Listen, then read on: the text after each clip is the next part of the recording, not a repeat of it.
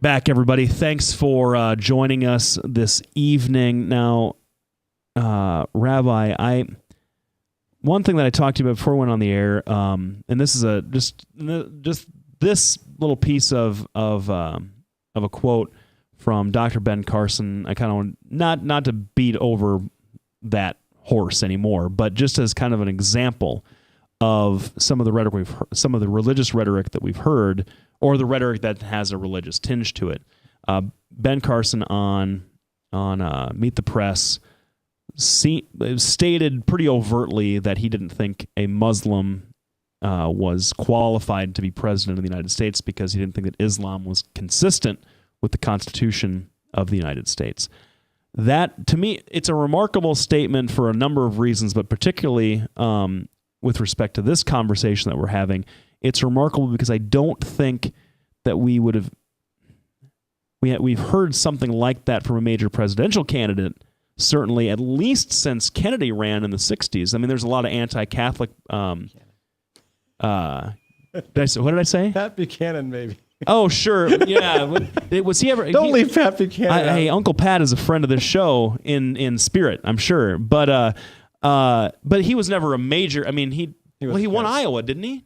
I can't remember. That was before I was really involved. But because that's an expressly anti-faith statement to make about that you don't think it are qualified. You have a lot of people who don't understand Islam, and they don't understand. Well, I mean, they certainly don't understand American Muslims. Mm-hmm.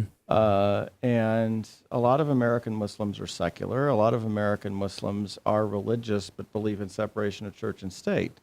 My friend Zuhdi Jasser from the American Islamic Forum for Democracy is a practicing Muslim. He is very explicit that he's a practicing Muslim, but he believes in separation of church and state. That's one of his primary principles, and he served in the U.S. military, and he's a super pro-America. I mean, there's no question about that. And really the vast majority of Muslims I know are in that category. They're not people who are trying to push their religion on other people.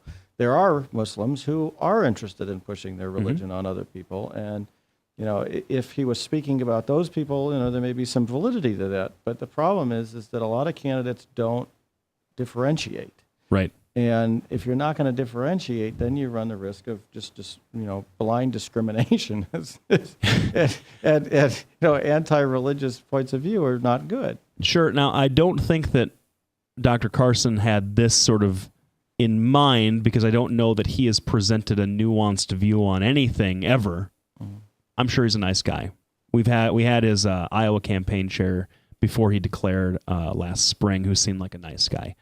And in fact, he was a nice guy. I shouldn't say seemed. That's not nice. But he certainly speaks in absolute terms, and politicians like to do that. That's a nice device. But if you were to parse out some of that language and some of the rhetoric that you've heard from other folks on the Republican side, I wonder if it's more influenced by the Republican attitudes towards Israel, the foreign policy related to Israel, and sort of not necessarily shoring that up, but it comes from a posture of we have to be since we're for Israel, and there are lots of Muslims that want to harm Israel, we have to take that kind of stance to be consistent.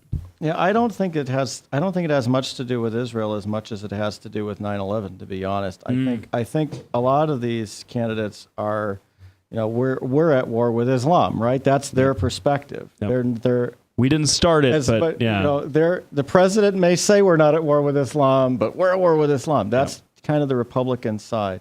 I don't think that Israel's really involved in that, which is kind of an interesting thing. I think that Israel is, for a lot of the evangelicals, Israel is really based on their interpretation of Genesis 12:3, and I mean, and they're very devout about it. I've had lots of conversations with people who are, truly believe that as evangelical Christians that they're supposed to bless the Jews and they're supposed to bless Israel, but what that actually means sometimes just falls by the wayside. They don't know how to apply that.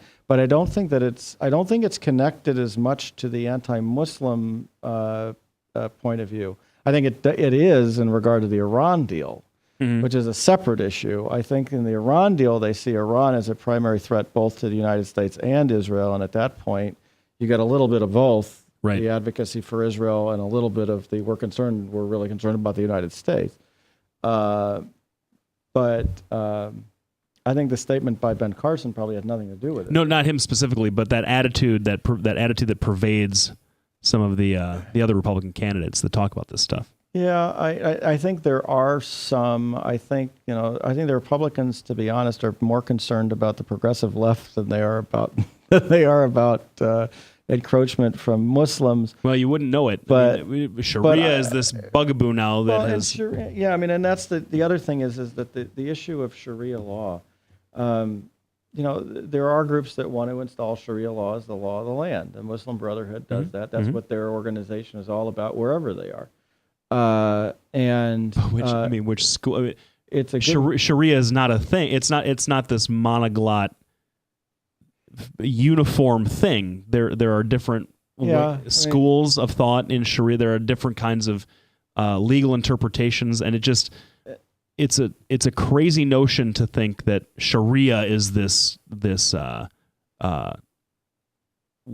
don't know what you would go ahead. And the vast majority of the Muslims in this country, a very significant, well, I don't know if the vast majority, but a very significant percentage of Muslims in this country are non-religious Muslims to begin with. They don't want Sharia to trump the U.S. laws because they came to the United States to have freedom away from places where those laws were enforced and were restrictive. But you're dealing with Muslim Brotherhood organizations, which I think can be affiliated organizations, which I think can be criticized for that, for wanting to supplant the U.S. laws or their local laws. It's things like wanting child custody cases to be tried in religious courts, right? I mean, or divorce cases, things like that. And there are places where you can opt in or opt out. Well, if you opt in, then there's social pressure and all kinds of other pressure to go to the religious court, which then causes people to lose their rights. There are no sort of legal guarantees or even constitutional guarantees of due process and things like that. Yeah. But I wonder if, especially sort of like deeply devout evangelical Christians, if they thought that was a thing, right? If they thought, hey, I would rather have a minister, because I had a client who, in a very, very, very difficult situation, not of her making, was in a situation where she was being asked to do something that she said she absolutely could not do because her faith prevented her from doing it. Absolutely could not do. And I wonder if folks like that, sort of who have been acculturated to trust civil courts to the extent they can trust them, were to think, boy, a religious avenue out of this marriage or a religious avenue out of this child custody issue, that's the way to go. They might. Well, with that, we've come up to another break, and we'll have to think about something to round out this show. So please stick around, because we've got Rabbi David Kaufman here, and we're having a great time. So stick around.